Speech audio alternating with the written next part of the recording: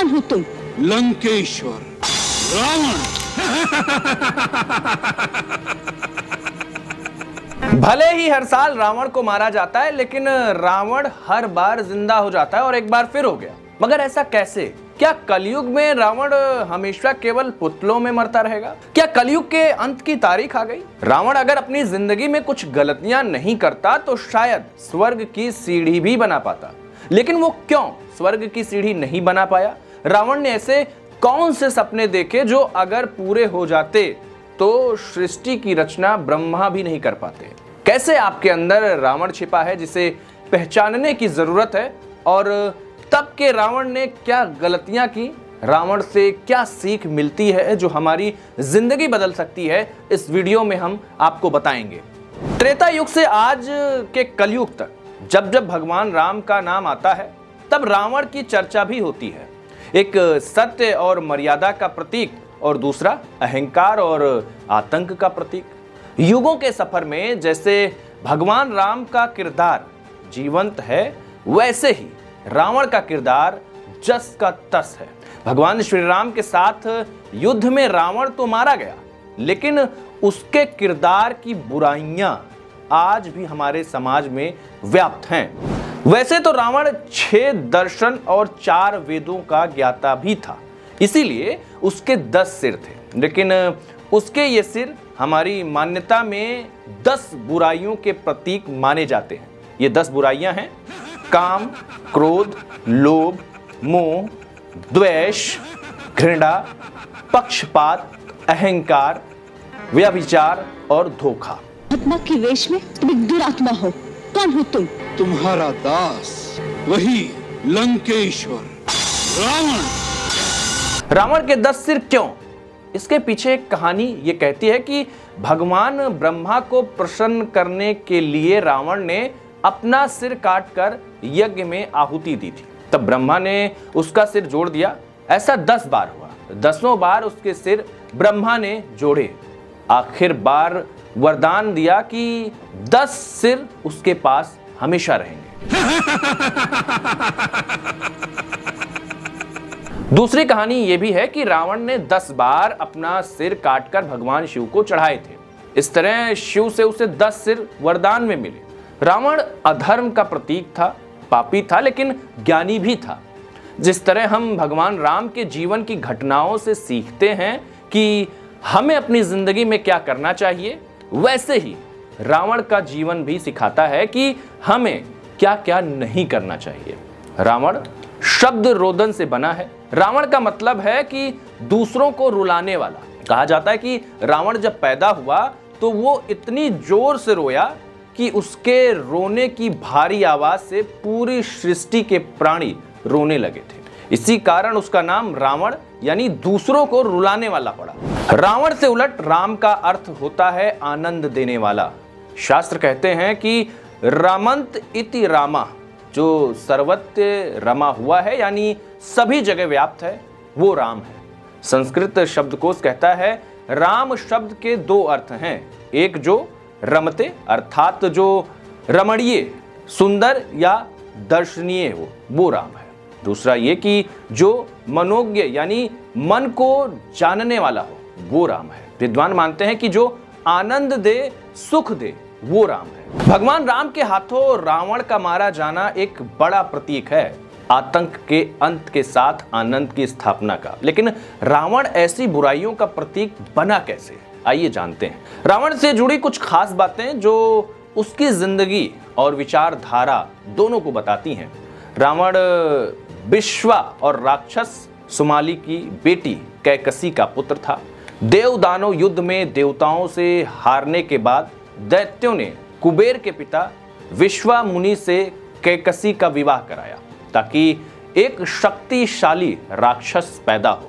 विश्वा और कैकसी की 4 संतानें हुई: रावण, कुंभकर्ण, विभीषण और शूर्पणखा। रावण वेदों का प्रकांड पंडित था। रावण की विद्वता का जिक्र रावण संहिता में मिलता है। माना जाता है कि वेदों की ऋचों को स्वरबद्ध रावण ने ही किया था। शिव को प्रसन्न करने के लिए उसने कई मंत्रों की रचना की। शिव तांडव स्तोत्र भी रावण का रचा हुआ है। रावण चिकित्सा विज्ञान और तंत्र शास्त्र का जानकार था।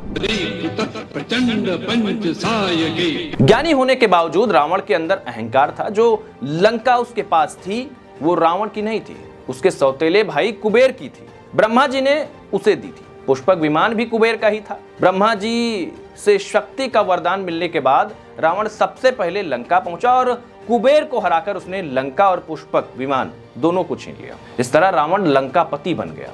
रावण खुद को सबसे शक्तिशाली और सक्षम मानता था।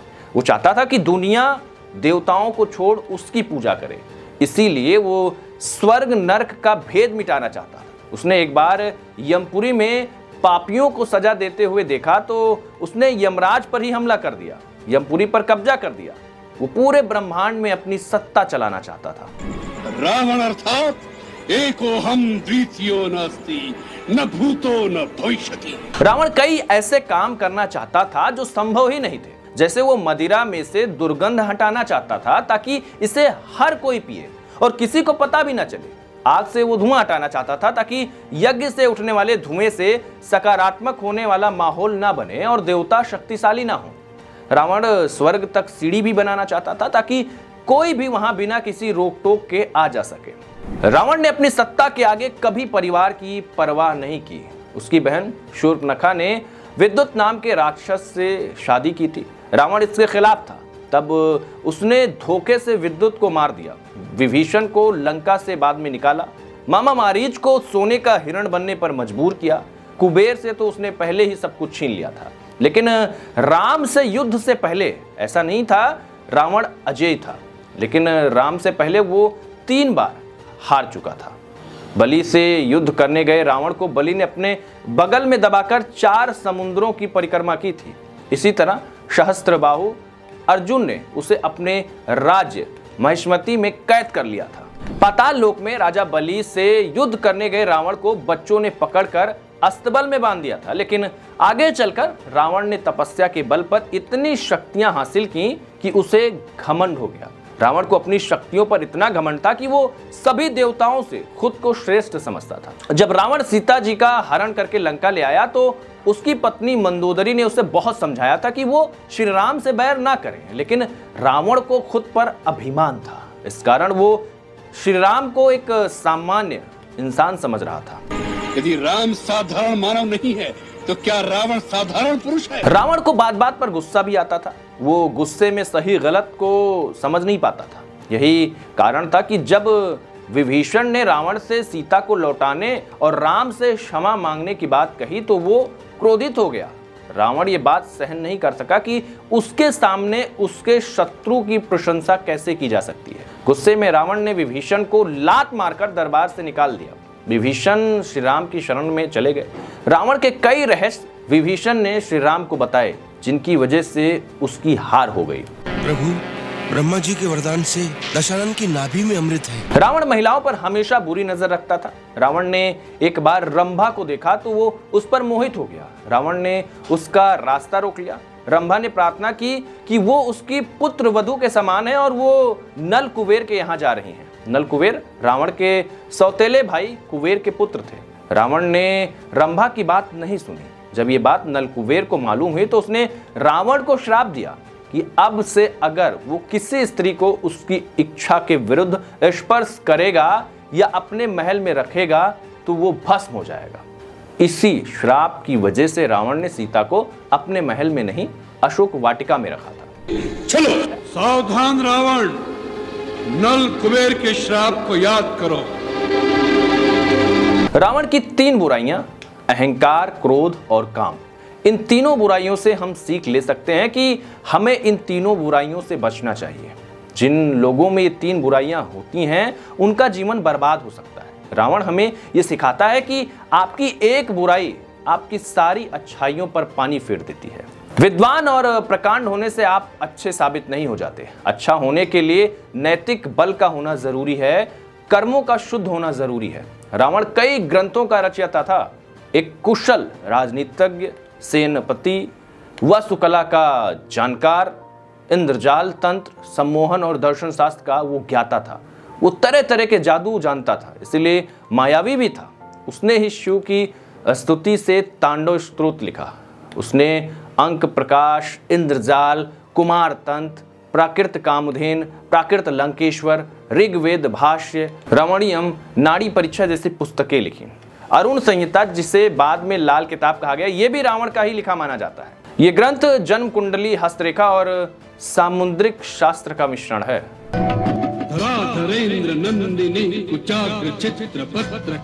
इसके अलावा रावण संहिता रावण के संपूर्ण जीवन के साथ ज्योतिष की बेहतरीन जानकारियों का एक भंडार है। ये बात राम भी जानते थे और रावण जब मृत्यु शैया पर पड़ा था तब राम ने लक्ष्मण को उसके पास भेजा था।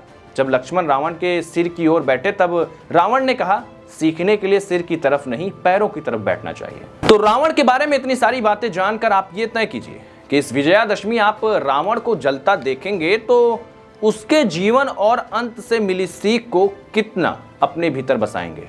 देखते रहिए इंस्टा फीड। बहुत बहुत शुक्रिया। नमस्कार।